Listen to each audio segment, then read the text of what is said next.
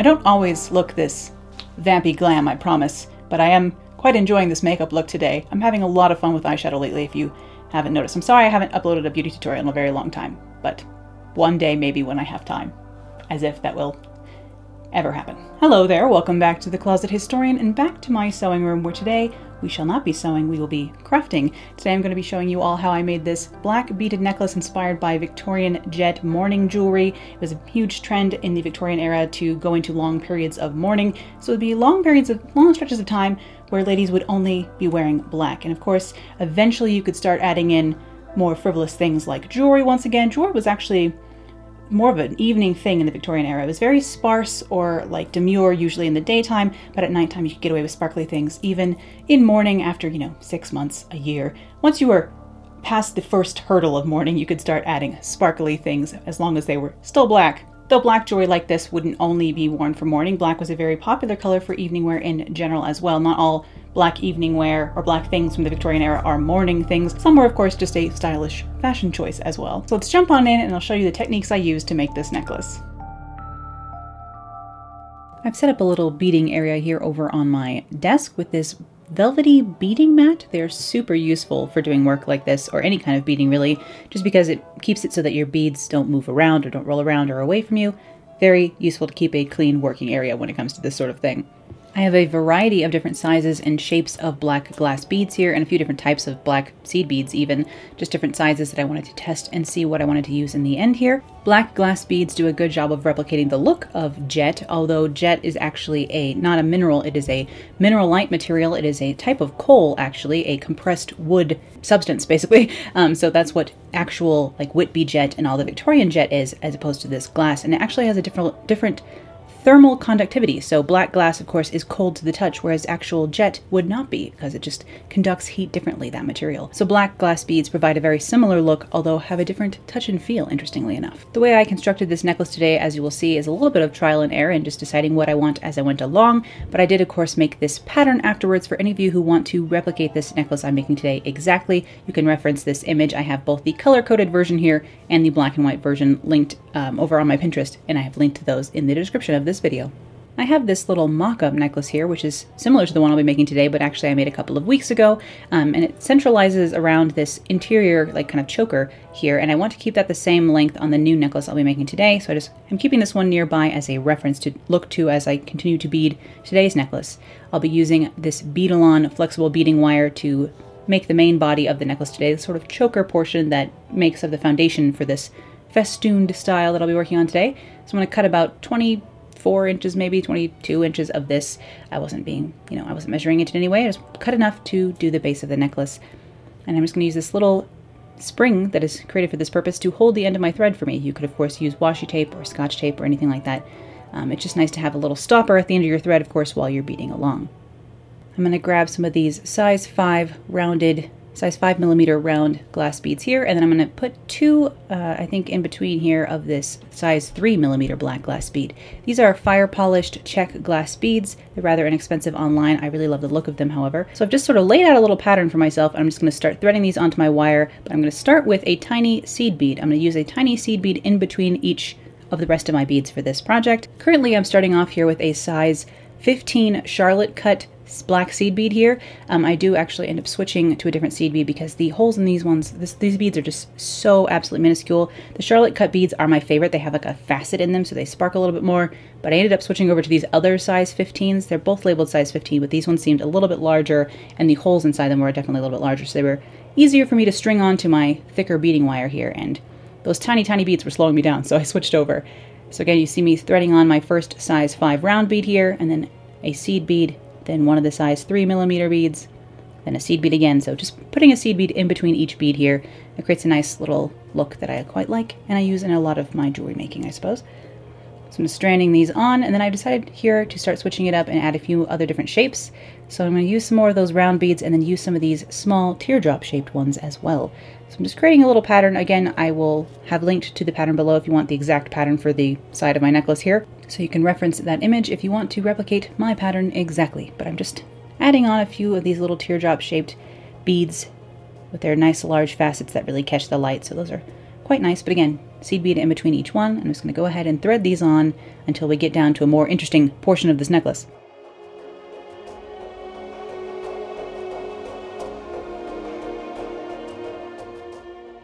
Alright, so now I'm just checking that against my other kind of mock-up necklace here to see how far I've come. I want to make this sort of section before the middle, I don't know, lacework-ish situation very similar. I'm going to go ahead and add on a 6mm Czech bead here. But again, I'm just using seed beads in between everything still. Thread on a few more here so I can have that length be the same as my mock-up necklace was. Like so. I ended up taking one bead off there.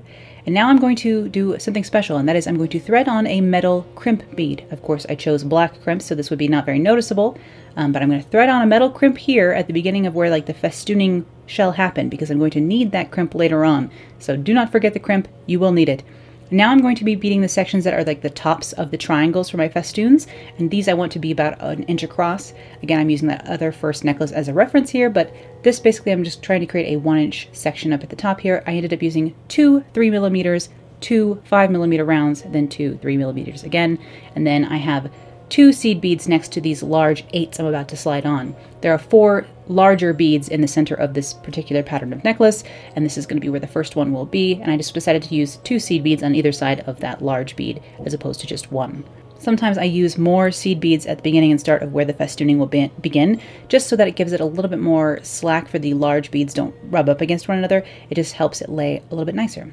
But here I'm going to thread on my first size 8mm glass bead here, and then I will repeat the last inch before that in between each of these large beads. So I'm going to go ahead and use 2 of those size 3s again, 2 of the size 5 rounds, and then 2 size 3s again in between each of these, just to keep the patterning consistent. I happen to be nearsighted myself, so this is kind of up-close stuff I'm good with. It's the stuff that's far away that I can't really see, and hopefully I can maintain some finger dexterity for a good while yet and do some more beading here in my life. But of course, working with these tiny seed beads is not the most fun always, because sometimes they just slip right away from you. As I said, some of my first jobs back in high school were working at bead shops. I actually worked at 2 different bead shops in my life because I got fired from the first one. So let's tell that story. My first job ever, when I got like my worker's permit at like age 15 or however old you have to be, I actually worked at Michael's craft store. So that was my first ever job, was working at Michael's. However, I quit that job a few months in because I got into the school play or the school musical, and so I was no longer going to be available after school anymore because I was going to be working on the musical instead. So I ended up actually having to quit that job. But then I worked at a little bead shop. It was kind of like a hippie-ish place, and they, strangely enough, had a uniform to work at this bead store. And the uniform consisted of buying t-shirts from them. I think they provided 1 t-shirt free, and then you had to buy them from them. And then you had to wear J. Crew khaki pants, and they had to be J. Crew, which was very specific and very expensive for a teenager. So basically, I had to spend a lot of money once I got this job. And then they wanted you to wear Crocs shoes. That's right, part of the uniform was Crocs shoes. And as a 16-year-old aspiring fashionista, I flat out refused and ended up getting fired for disrespecting the dress code. So I may be one of the very few people out there who has been fired for not wearing Crocs. That's right. So, I stuck to my principles on that one, though. All right, so now that I'm mirroring the other side again, I've come around with all 4 of those beads, repeating the same section of beads in between each of those 4. I'm going to go ahead again and feed on another crimp. Again, do not forget the crimp. We need him. And so now that I'm around the bend at the front of the necklace, I'm just going to go ahead and mirror everything I did on the other side, the first side of the necklace, I suppose. So I'm going to go ahead and strand all those on. But after I was let go from that first bead shop, I actually ended up working at another bead shop in town, where I worked for over a year. It was my after-school job. It was my summer job. I quite liked working there. The only problem was sometimes I had to do birthday parties, like run birthday parties, and I'm not a huge fan of children. I'm not very good with children, so that was my least favorite part of that job, is having to run birthday parties. Sometimes for quite little ones too, and I have no experience and don't wish to have any experience working with little ones, I'm afraid. Anyway, now that the center, choker portion of my necklace here is finished, I can go ahead and close off these ends and attach them to a clasp. I'm just going to be using a little gunmetal, C-clasp, I think they're called, today. I'm not exactly sure what these clasps are called. I would prefer a lobster-style claw clasp, but I didn't have any in stock, and I was just using what I had. So I'm going to thread a crimp onto the end of my necklace here, and then thread on the clasp as well. Fold that wire back down and through the crimp. I keep wanting to call this thread when it is instead wire, but I'm used to sewing, so. Then I will feed that crimp over both of those wires, to secure that clasp around the end here. And then of course I will go ahead and crimp down or crush down this crimp. I do have a special crimping tool plier for this. It's like a two-step process. This back crimps the crimp into a like C shape, and then the front section of this plier closes that little C shape. You can just crush crimps with regular like needle nose pliers as well. I just happen to have this crimping tool because again, I worked at a bead shop back in the day, and so I have lots of tools still hanging around from those days. And I quite actually like beading. It's a hobby of mine that I don't get to indulge in very often, but I really love spending hours just beading. I can get lost in it quite easy. Now this little end here you can feed back under some beads, but I'm going to go ahead and clip it off. I think it is best practice to go ahead and clip them off, even though my wire cutters here are very dull and I need a new pair. So to slice that off here. And so we have all this slack in here that I can get rid of. So I'm going to slide my beads down to that finished clasp area here. Now you don't want to make this too tight and you don't want to make it too loose. You want a little bit of slack so that it sits nicely and curves nicely against the neck, but if you put too much slack in it, of course, then you'll have some of your wire showing and you don't want that either. So make sure you have a proper tension on this kind of thing. So I'm going to feed another crimp bead on here, and I'm actually going to choose one of these oval shaped jump rings here. There we are. Slightly oval shaped little gunmetal jump ring for this other side, and I'll feed back through the crimp and I'll pull on that jump ring, pull that down to get the kind of tension I want on this. Not too tight, but not too loose, you know? Alright, and now I can go ahead and crush this crimp down as well to secure this side of the necklace and this side of the clasp. Do be careful when crimping near seed beads, because if you press down on a crimp and you catch the seed bead as well, you will crush that seed bead. It's just a tiny little piece of thin glass, and they can like shatter and explode if you crimp over them, and you don't want that to like fly into your eye or anything like that. And of course then you've lost a bead, so do be careful. I'm just going to cut off my excess wire here as well. And now the central portion of my necklace, the kind of choker section, is finished. I'm going to take off the little part of this clasp that comes with it. I don't really like those. But now this center portion is done. It is very pretty all on its own. Yeah, these little guys. I'm not really a huge fan, so I switched to jump rings. But the center portion of the necklace is finished. I think it looks quite nice just as it is. I would wear this just as it is right now. But of course, for this one, we're going full maximalist, and we're going to be adding a lot of festooning and different drops and things coming down from it. So let me clean up my workspace a little bit here before we get into that. I have this little seed bead shovel that makes this really nice and easy to do. So now I'm going to be switching from that bead-a-lawn into something thinner. It's the same sort of material. This is a soft flex wire, and it's their thin material. And I just want something that is of a thinner weight, both for the like floopiness of it. Again, that is a technical term there, floopy. How much like it has, I guess how flowy it is. I don't have a good way to describe this for some reason.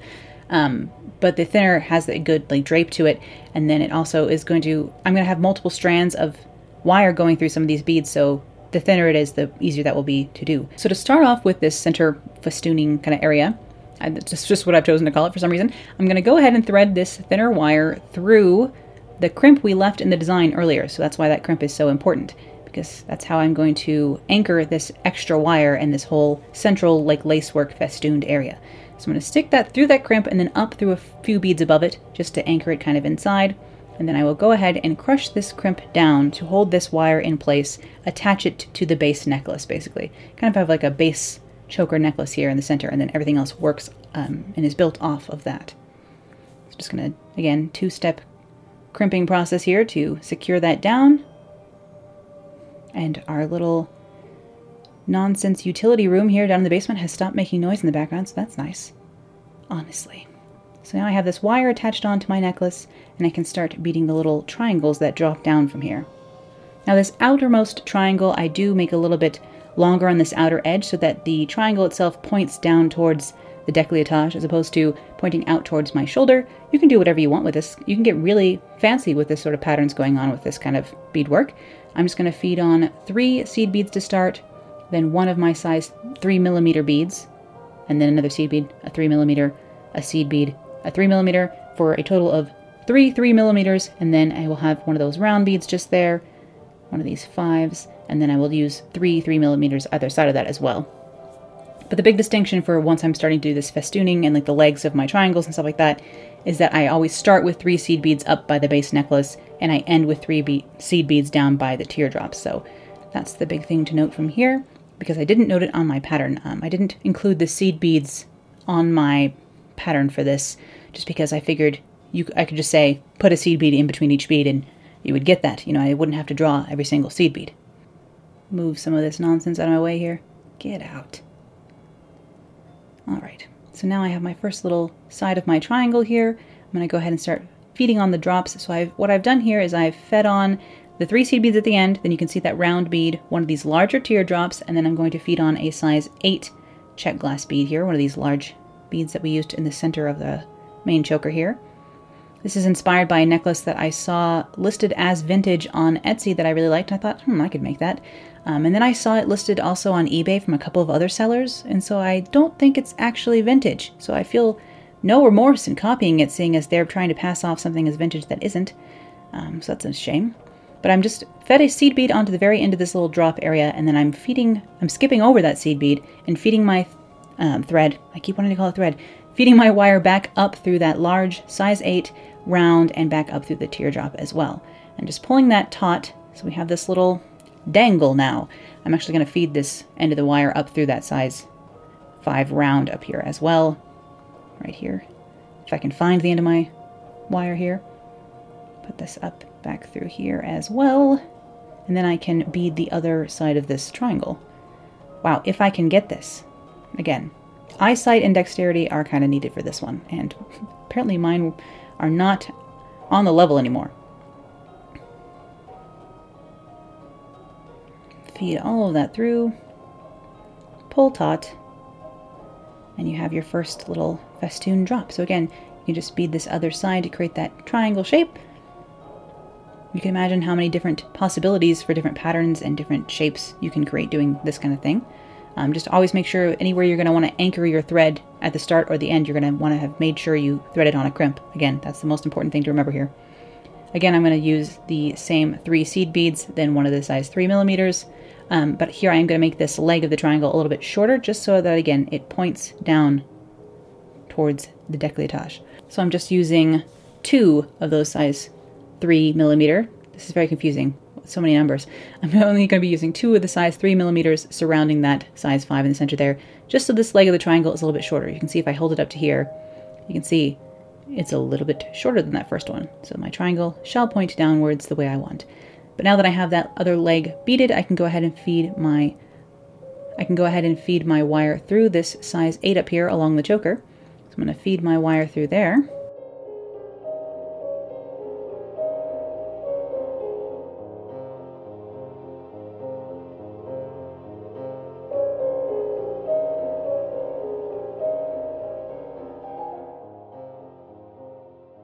Get that through this large bead here. You can start to see why I left, a little bit of seed bead buffer at the ends of all these sections so that they will sit nicely against one another once I pull through the threads like this.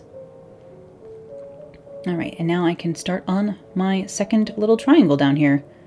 This one droops nicely down. Of course, gravity is helping with that as well because these large teardrop beads are heavier, which helps everything hang downwards the way I want. But again, I'm going to start with 3 seed beads here for my next triangle. And then this one is going to be kind of equilateral, I suppose. And I'm going to use 2 of the size 3s on either side of one of the size 5 rounds, which is exactly what I used on the last leg of the other triangle, but I will use it for both legs on this one.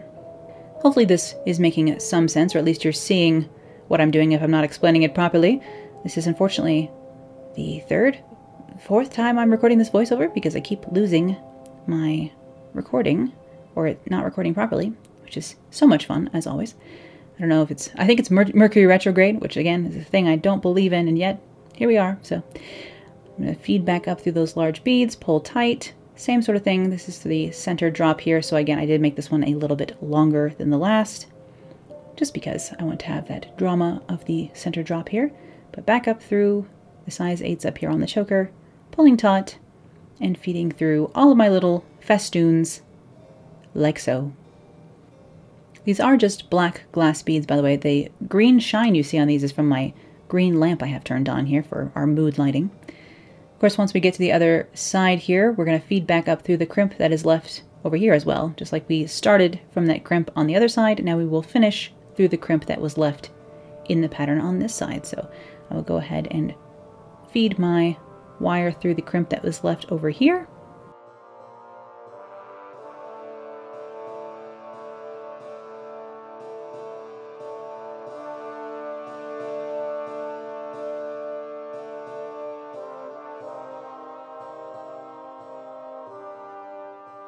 Pull that side taut as well. Of course, I want to keep tension on all of this because it's for all of the triangles basically at this point.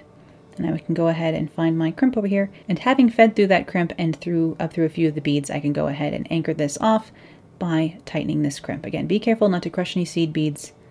It is a major bummer if you do, so just take your time and be careful with these crimps. And you can see why having black crimps in my case here to match makes it so that this is a lot less noticeable, because it just looks like a black seed bead in the end, like we're using between all the other sections. So I'll just cut off all this extra wire here. And I quite like the way the necklace looks at this point. This is kind of where I stopped on my mock-up version of this necklace that you saw earlier. But today, because I'm making another one, I'm going to go ahead and go even more maximalist and add on even more little floopy drops. So I'm going to add some more of these here in the center of these sections. And again, this is possible because of crimps. So I'm feeding a size 6 Czech glass bead, using that little like seed bead as a stopper method again. And then I will create these little drops that are a little bit smaller than the ones next to it. And then above this size 5 round, I'm going to slip on a crimp. That's right. And I will crimp this off to create a little charm here that I can hang in the center. Again, hold this with some tension. Just crush that crimp into submission, like so. Taking me several tries this time for some reason. And then I will cut off the excess wire here, like so. Goodbye. And now I have this little charm I can dangle from here. I'm going to add a couple of those size 3mm fire polish beads as well. Again with seed beads in between. 3 seed beads at the top here. And then I will feed this section through that same size 8 along the choker again. So you can see why I switched to a finer wire to be able to put multiple lengths of it through each of these beads. So I'll feed that through here, like so, pull that tight. Now I have a little dangle here, and I will do the same on this side. I actually make this dangle 1 3mm bead longer, again, just because this is the center of the necklace. But again, I feed on that teardrop, feed on that size 6, feed on a seed bead, and then go back up through the size 6 and the teardrop, but leave that seed bead down there at the bottom. I'm actually using a pin to help me tighten this down. But again, because I had threaded on a crimp here, I can go ahead and crimp this off once again, and we've added our little extra charms dangling down from this section simply by using a couple of crimps.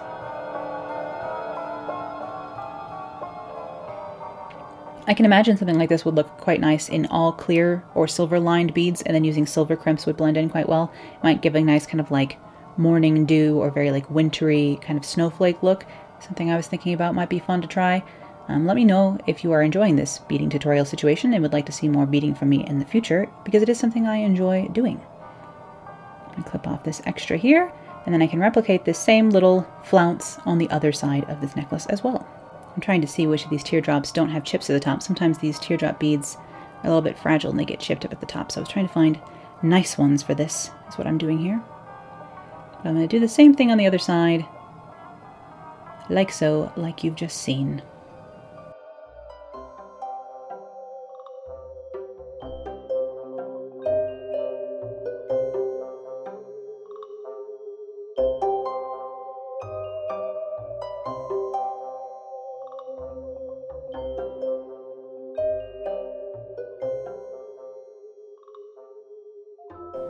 Alright, so now we have those little festoony bits on. I'm going to add a few more, or like one last little embellishment up here in between these other 2 triangles.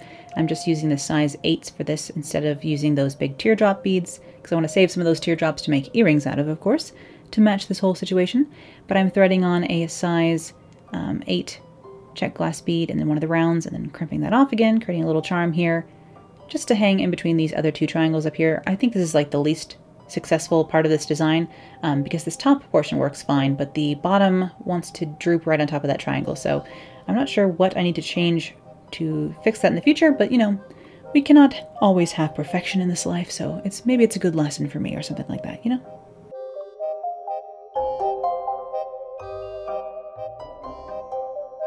But again, just kind of making these decisions on the fly as I go here, Trying to figure out exactly what I want to do. You can loop these kind of things together again. You can do all kinds of different shapes with this same sort of technique. I go ahead and crimp that little section off, and then I will replicate it on the other side as well. Crimp that down. Alright, so now my necklace is finished. Well, nearly. I'm just going to add these little tiny drops in between each triangle. So I'm going to take a head pin, a black head pin in this case, put on one of those little tiny teardrop beads, turn the top of it with some round nose pliers, like so, just to create a little charm. And then I will slip this charm on in between the two round beads in between each triangle. So up here, around the kind of main choker section, I'm just slipping this in at the top of each triangle, like so. Then using that same sort of technique, just those round nose pliers, I'm going to turn a couple of earrings real fast here to match this whole situation. So taking some of the size 6 Czech glass beads, just creating little charms out of them, and then I will use the head pins to create little drops with the what is it called? Teardrop shape, drops from the teardrops as well, and hang those from black ear wires. And then I decided to also make a matching bracelet, which looks just like this. I'm going to have the pattern and the little tutorial for the bracelet for this set up on my Patreon instead, so that is where you will find this bracelet if you are interested. But now my set of faux jet jewelry, French jet jewelry, is finished, and I can get back to sewing the Victorian costume itself.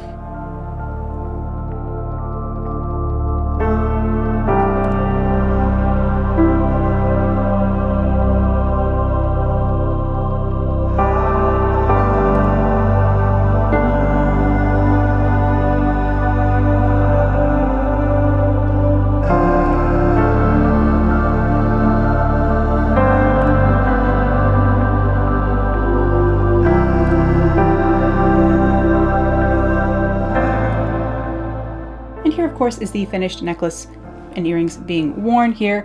I did have trouble today finding a shirt that I owned that was low cut enough to show off this necklace. Of course, I made this to wear with my Victorian costume that I'm making here on the channel and that I'll be jumping back into next week. But I realized that in my normal closet, I don't have a lot of lower cut things in general. It's just not a style I gravitate towards. I usually like having higher necks so I can pin on lots of brooches.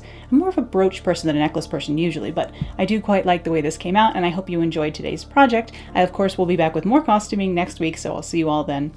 Bye.